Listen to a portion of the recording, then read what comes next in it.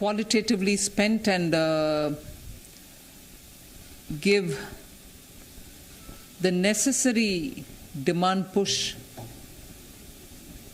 if we choose to spend big on infrastructure.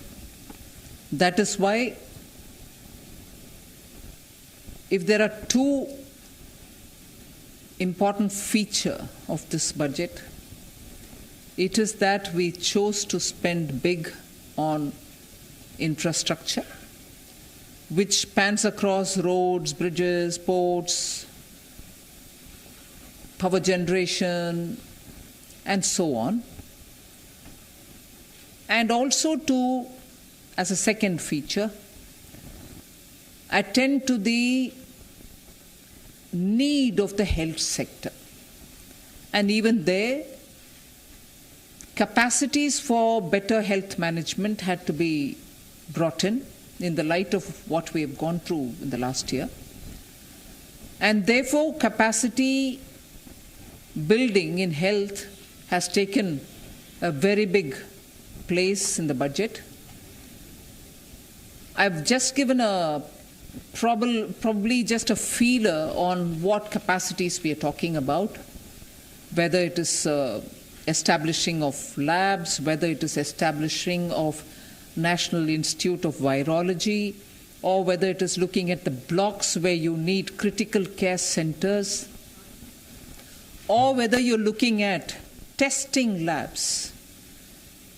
Let's just remind ourselves that when the lockdown happened, we had probably just a few, two, if I'm right, 2 or 3 testing labs in this country. During the lockdown, that number was increased to a couple of hundred. Now, therefore, one of the things that we've aimed here is testing labs, Institute of Virology, aspirational districts having better health care. So, infrastructure spend for health has gone down to the level of planning for the block level requirements, aspirational district level requirements, state level requirements, and national institute level requirements. So 2 features, when I said, are one in general spending on infrastructure, for which there is a 37% increase in the budget. 5,45,000 crores is what we are giving for this year. And health, it was also something which received something like 94,000 crores in BE of this year, has gone to 223 lakh crores.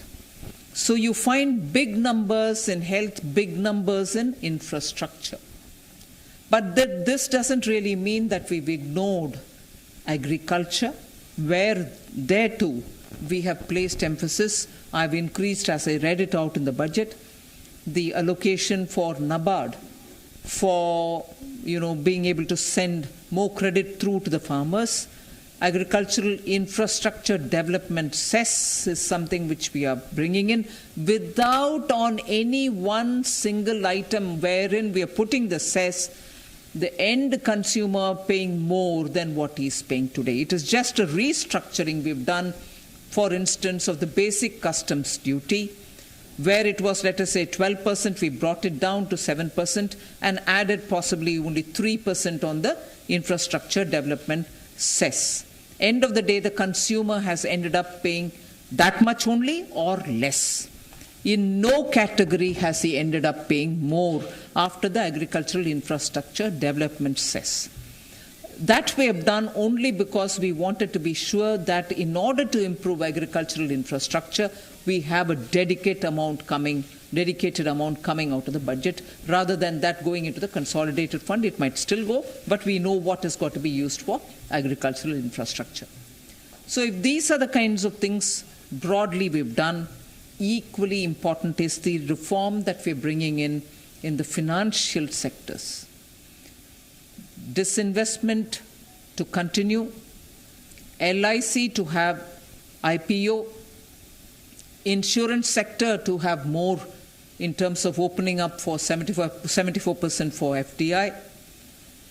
These are very clearly steps, progressive steps in financial sector. Other than that, one major cry of all the banks have been the NPAs, for which we have been repeatedly giving capital infusion.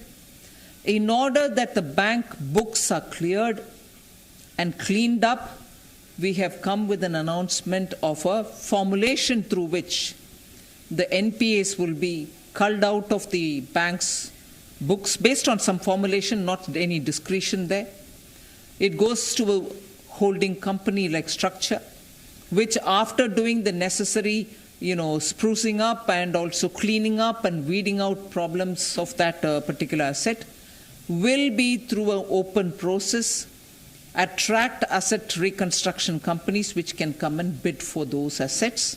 Even at that stage, after some haircut obviously, banks will get some money back to those NPAs, for which they only kept provisioning for the NPA, but didn't have the wherewithal to dispose them off legitimately. So we are giving that comfort to the banks. And also for funding the infrastructural requirements, a development finance institution is being brought in. All lessons learned from the IDBI, which started as a DFI but later went on to become a scheduled commercial bank-like functioning and couldn't succeed at that, are taken on board. So this DFI, even as it comes with about a 20,000 crore given by the government, which with a little more every now and then added, will eventually be used for raising about 5 lakh crores in a matter of next 3, 4, 5 years, is a formulation where when the law gets passed on that, we will still have an opportunity for the private sector also to set up their own development finance institution. So this country is not going to be, the needs of this country are such that just one development financial institution which is set up by the government will be adequately meeting up with the demand requirements. No, and therefore we see a future for a DFI which is partly funded by the government and raises capital from the market, is also competing with private sector DFIs. Largely this much, but very quickly I'll move over to talking about how we have not lost the opportunity to clean up government's own books. I had started it in July 2019-20, continued it in February 20, and even now we have made accounts more transparent. Nothing is pushed under the carpet. You're showing clearly where's the money going. Money given to FCI is also brought on board. So accounting of government expenditure and revenue statements are all now lots more transparent and open, and absolutely upfront stated the fiscal deficit, where everybody was advising, and rightly because everyone had concern that the economy should revive, advising us, please spend more. We not only ensured that the capital expenditure of the government was repeatedly reviewed and spending was encouraged and pushed, we ensured that the spending will not get delayed, and that is why even though we announced one capital expenditure amount during the BE, even that has gone up, that in the RE I had to make additional provisions for it. With that in mind, we have also increased the spending in the forthcoming year. As a result, borrowing increased. Our fiscal deficit, which started at 3.5 during February 2020, has gone to 9.5% of the GDP.